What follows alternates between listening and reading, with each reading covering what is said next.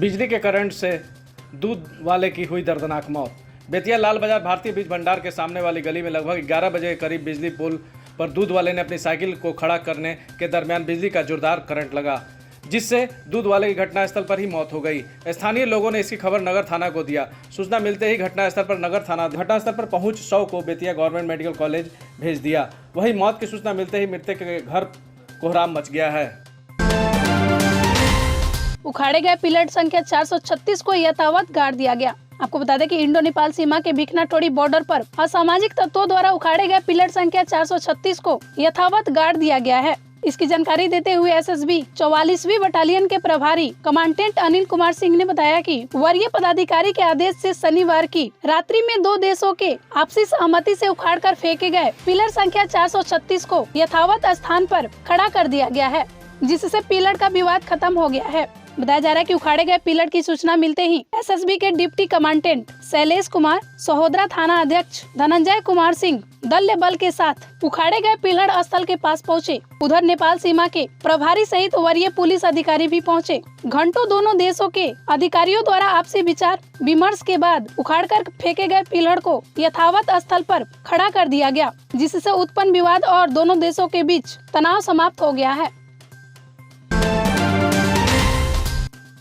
अगली खबर आपको बता दें कि एक पेड़ से लटका मिला एक युवती का संदिग्ध शव। मामले की जांच में जुटी पुलिस। बगहा पुलिस जिला के नौरंगिया थाना क्षेत्र के जंगल में पेड़ से लटकती हुई एक युवती का शव मिला है। हालांकि अभी तक शव की पहचान नहीं हो पाई है। आपको बता दें कि शनिवार को दोपहर कुछ ग्रामीण जो बकरी चरा रहे थे, बकरियों को चराते हुए उस पेड़ के पास पहुँचे तो उन्होंने देखा कि किसी अज्ञात युवती का शव पेड़ से लटक कर डरावना दिखाई दे रहा था।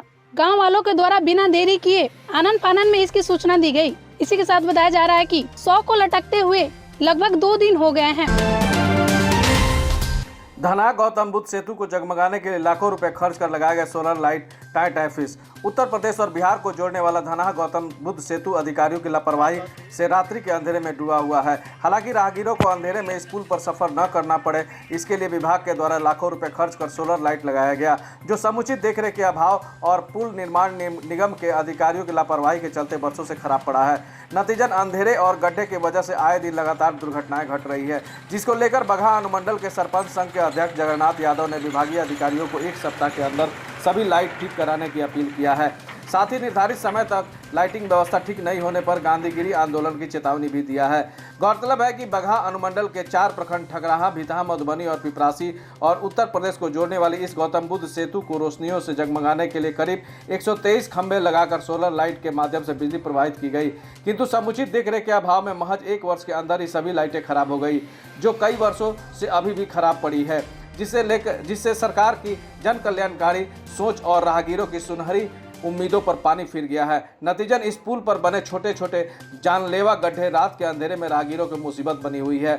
विभागीय अधिकारियों की कुंभकर्णी निद्रा से ऐसा प्रतीत हो रहा है कि वह किसी बड़ी दुर्घटना के इंतजार में है। धनहा गौतम सेतु पर रोशनी के लिए सरकार ने लाखों रुपये खर्च कर सोलर लाइट की व्यवस्था की, किंतु घटिया किस्म की सोलर और लाइट की वजह से मात्र 1 साल के अंदर ही खराब हो गया और विभागीय अधिकारियों के लापरवाही से यह लाइट बरसों से खराब पड़ा है। मैं चंदरपुर तोल पंचायत का सरपंच सह सरपंच संघ का अनुमंडल अध्यक्ष जगन्नाथ यादव यह चेतावनी देता हूं कि 1 सप्ताह के अंदर अगर इसे ठीक नहीं कराया गया तो मैं जनहित में सैकड़ों लोगों के साथ इसके लिए धरना प्रदर्शन और आमरण अनशन करने पर बाध्य हो जाऊंगा और इसकी सारी जिम्मेवारी विभागीय अधिकारियों की होगी।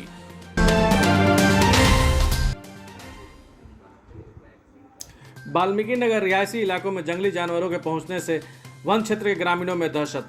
वाल्मीकि टाइगर रिजर्व वन प्रमंडल 2 के क्षेत्र और रिहायशी क्षेत्रों में लगातार हो रही बारिश के कारण जंगली जानवर सड़कों पर आ रहे हैं। रिहायशी इलाकों में तेंदुआ, सांप, भालू और गो आदि जानवर ग्रामीणों के डर का माहौल बना हुआ है। वाल्मीकि नगर सिंचाई विभाग के ई टाइप कॉलोनी निवासी शिक्षिका श्वेता कुमारी के क्वार्टर में एक सांप पाया गया, जिसकी पहचान कॉपर हेडेड ट्रिकेट के रूप में की गई है, जो जंगल से भटक कर घर में घुस गया था। हालांकि वन विभाग के कर्मियों ने इसका सफल रेस्क्यू किया। वहीं नदी घाटी योजना उच्च विद्यालय के परिसर में जटाशंकर वन क्षेत्र से भटक कर एक भालू घंटों घूमता रहा। इसके अलावा लगभग 4 फीट लंबी गोटी भी जंगल से भटक कर हाई स्कूल परिसर गेट के नजदीक दिखी गई, जिसकी सूचना ग्रामीणों ने वन विभाग को दी। मौके पर पहुंच वन कर्मियों ने दोनों को जंगल के अंदर लेकर के गया। वाल्मीकि नगर वन क्षेत्र में तैनात वनपाल ने बताया कि बरसात का मौसम में रिहायशी क्षेत्र जंगल से सटा हुआ है, इसी कारण जीव कभी कभार रिहायशी क्षेत्र का रुख ले लेते हैं। उन्होंने कहा कि ग्रामीणों से अपील है कि वे सतर्क और सजग रहें, किसी भी वन जीव को क्षति न पहुंचाए। वन जीव दिखे तो इसकी सूचना फौरन कार्यालय को दे। मझौलिया के पुराना चंवर में डूबने से किशोर की हुई मौत।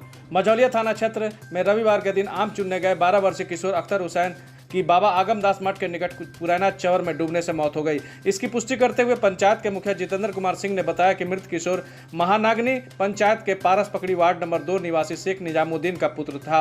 वह सुबह में आम चुनने महुआबारी बगीचा गया था। वहां से वह पैर धोने चंवर में गया, जहां पैर फिसलने से वह चंवर में गिर पड़ा। उसके साथ गए साथियों ने घर पर आकर घटना की जानकारी दी। ग्रामीण और परिजन सभी आनंद फानंद में चंवर के पास पहुंचे और शव को बाहर निकाला। अत्यधिक पानी पीने और दम घुटने से उसकी मौत हो गई थी। लगातार हो रही बारिश से सैकड़ों एकड़ में लगा धान की रोपनी पानी में डूबा। चीनी मिल के आवासीय क्वार्टर में पानी घुसा। सिकराना नदी के बढ़ते जल स्तर से तिरवा के बासिंदों में भय।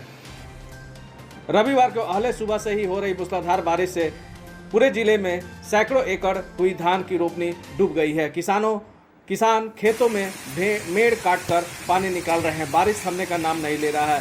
गरज के साथ हो रही बारिश से धान का फसल डूब गया है। अगर पानी नहीं निकला तो फसल बर्बाद हो जाएगा।